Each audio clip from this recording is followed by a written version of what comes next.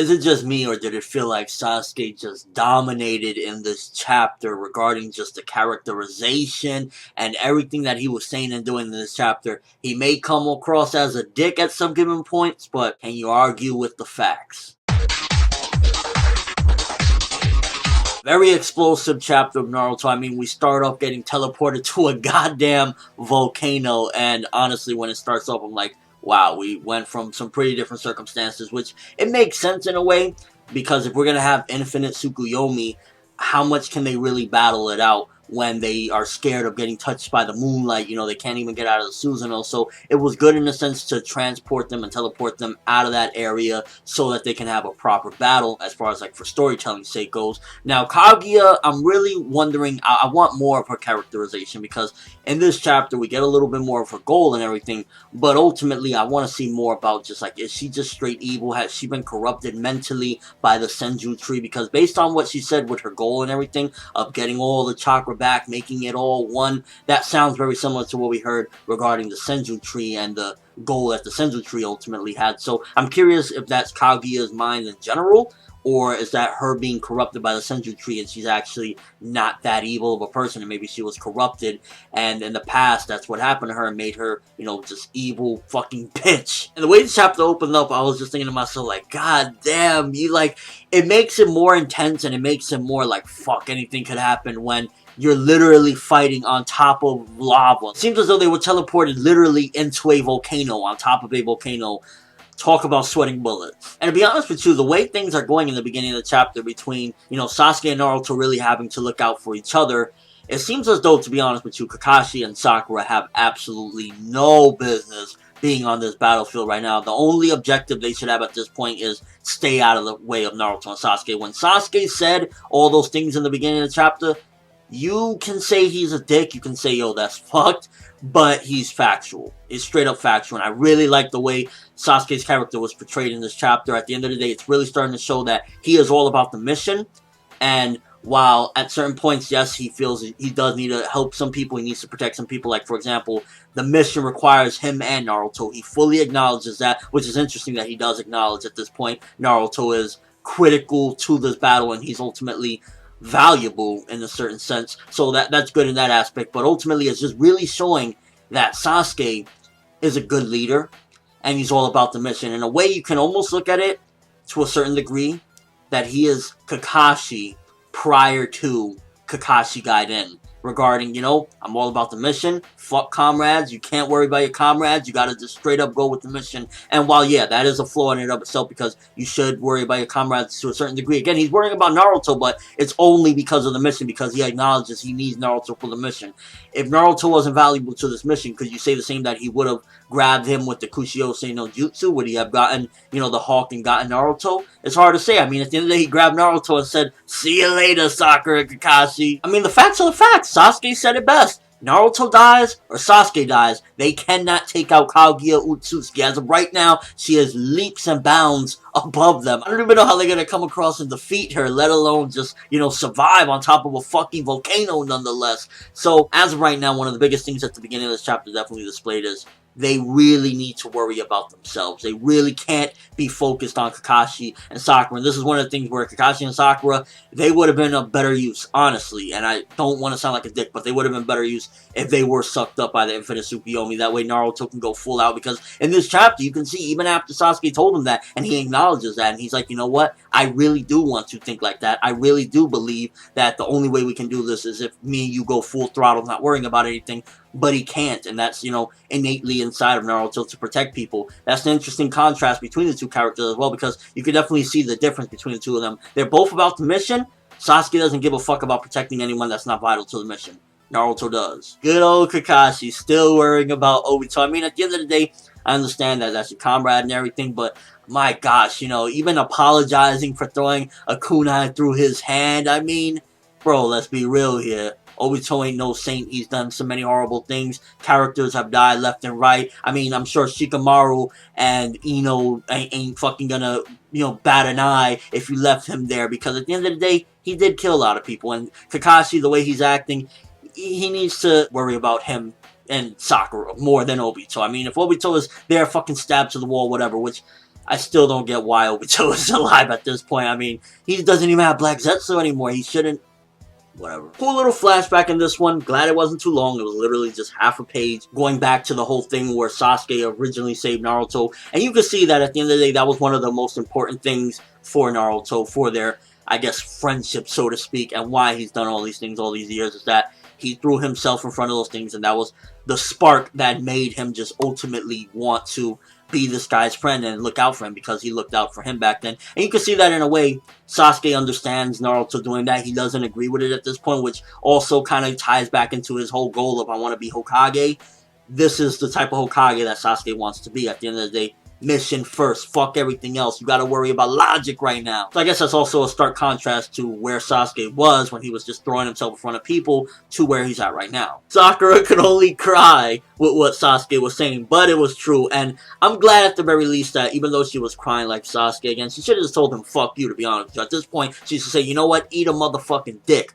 But at the very least, she acknowledged a thank you to Naruto, and it's like, you know what, I'm starting to really see that this is the guy. I really hope that she starts looking that way. Fuck Sasuke, Naruto. I mean, it showed in this battle that at the end of the day, regardless of where they go, what type of situation, and because it's a dire situation. You have Kaguya Otsutsuki, this god, and they're on top of a volcano, and Sasuke is telling him, we gotta worry about each other, we can't die. And yet he still is worrying about Kakashi and Sakura, and that just goes to show, regardless of what situation, Naruto is not going to abandon certain ideals that he has. Even if they're fucking, he's one-armed, he's just literally one arm and one leg hopping to fight, he is still gonna worry about, okay, I need to save Kakashi and Sakura before anything else, because if this doesn't show an extreme example of that they're in a dire situation and he's still worrying about them, nothing will. Because he literally just talked to Sasuke about this, and he did it again. Which is not to say it's a bad thing, because at the end of the day, if they fall in this volcano, is not the same thing as them getting, trapped in the infinite tsukuyomi, where they could potentially, after all this, free them. One of these motherfuckers fall in the lava, they're done. Which I guess this would be a good resting place if Obito was to die. If he's going to come back out of this unconscious state, then at least help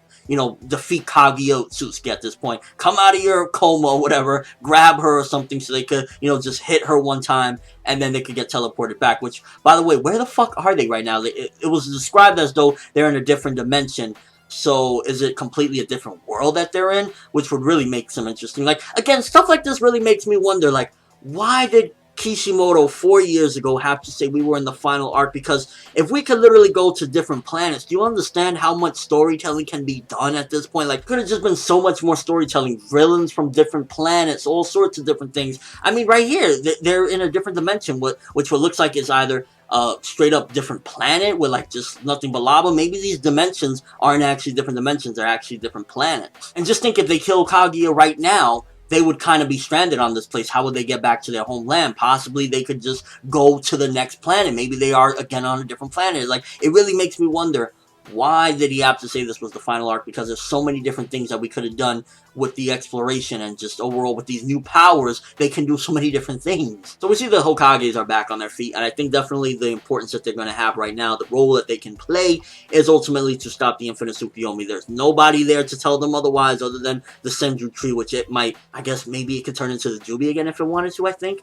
I'm not really sure, but as of right now, they're best bet would be to stop the infinite tsukuyomi. Maybe at the same time with them freeing everyone from there, Kaguya won't have that battery of chakra that just keeps on pouring into her, so that'll stop her as well, and maybe it'll snap them back to that dimension. Maybe she'll have to go back to that dimension because she won't have enough power. So right now, the Hokage's main goal should definitely be stop the infinite tsukuyomi, get rid of it, get rid of everyone from being wrapped up in those cocoons. But I'm curious as to how long, when somebody's inside of that, state of the infinite tsukuyomi, how long does it take for them to turn into a Zetsu? Maybe along the way, if they're in there long enough, we might get some people, being gone forever, they'll turn into Zetsu. It'd be kind of dark if somebody that we know actually turns into a Zetsu and there's no way of them turning back. Now, the whole flying thing would have took me by surprise a couple hundred chapters ago, but I mean, at the end of the day, we've seen Onoki and some of his people fly, so flying ninjas, while at the same time, it's kind of like, holy shit, we definitely have deviated quite a ways from where the story was. Ultimately, it doesn't really surprise me at this point, because again, Onoki did it, and it's not like a big deal. We've seen Madara do it, and apparently, I guess, this Sage of Six Paths power, at the very least, people like Madara and Naruto can use the flying technique. I'm curious if Sasuke can use it as well, because up to this point we haven't seen him use it to fly. We've seen him use Kushiyose no Jutsu. We've seen him use the Susanoo to fly. So if he's had this flying power this entire time, I think he would have used it by now. And ultimately with this flying power, while again it feels a little bit like holy shit, you know, we're flying ninjas, it's going to make for some really epic battle scenes at the very least. I mean, it's going to be on some Dragon Ball Z level clashing like that if they can get it down pat. Because right now Naruto just kind of like, it looks like he's floating while he's holding Kakashi and Sakura. So if they can get it down packed, at the very least, we'll have a flying Susanoo with Sasuke, and then flying Naruto versus flying Kaguya, and it's just going to be like a massive brawl. No surprise that Naruto reminds her of Hagoromo. I mean, at the end of the day, descendant, blah, blah, blah, regarding that aspect, but it also makes you wonder, because we know a little tiny bit. Again, this is what I mean why I want to learn more about Kaguya Otsutsuki. There's definitely more information that we should get in order to understand the full picture, because she sees a little bit of a flash of him looking very similar to Hagoromo. Was it indeed Hagoromo and his brother that took her out? Were they the ones that defeated her and killed her because of her evil ways, and now she resents them for that as well? Like, I want to learn more about Kaguya Otsutsuki. We just barely got like a little bit back in the day, and I think it would be appropriate and important to get more of a backstory to her. But then again, what would be the appropriate time? Because as of right now, we're in a life or death situation, brawl, battle. There would have to be some sort of downtime. I mean, I guess at a certain point, it would have been better prior to them coming to this planet or something, or this dimension, for her to have told them, okay, you know, this is what happened, or, you know, you're not going to defeat me like my sons did, and then maybe we would get a little bit of this backstory, because as of right now, if you notice, unlike Madara, Kaguya doesn't really like to talk.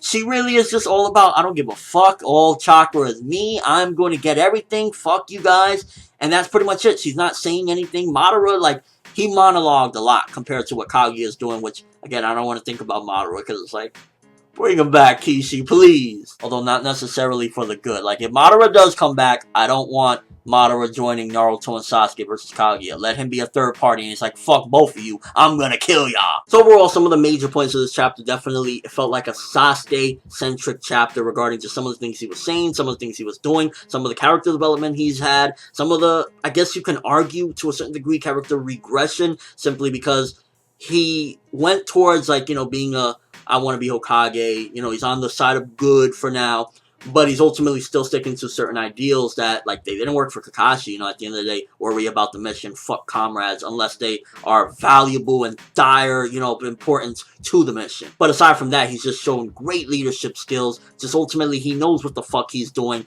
and he's the brains of this operation right now. Like, if it was just Naruto by himself, I don't think he could have at all been able to take out Kaguya, especially with him being preoccupied with Sakura and Kakashi. Like, at this particular point, first of all, one of these, like, three need to die, because Obito, Kakashi, and Sakura are a huge cripple to them, because Naruto can't stop thinking. I mean, he has some of his chakra being preoccupied, putting clones there just to hold them, because he doesn't know what else to do. So definitely either Obito die and then Kakashi and Sakura find some fucking pillar or something that they can stand on, so that way Naruto can worry about, you know, this fight right now. Because even if he has clones holding Kakashi and Sakura, at the end of the day, he's still going to be thinking, damn, if this blast is too big, I'm going to knock them out. So they definitely need to get out of the way. And also, I feel one of the vital points as well is that the Hokage are going to be a major asset in stopping the Infinite Tsukuyomi, so they can go back home and either finish this battle back home, or just ultimately not get put under this Genjutsu as soon as they arrive. Overall, very good chapter. I'm not an entire huge Sasuke fan, but some of the stuff he said into this chapter, while again it came across as like, you're an asshole, bro,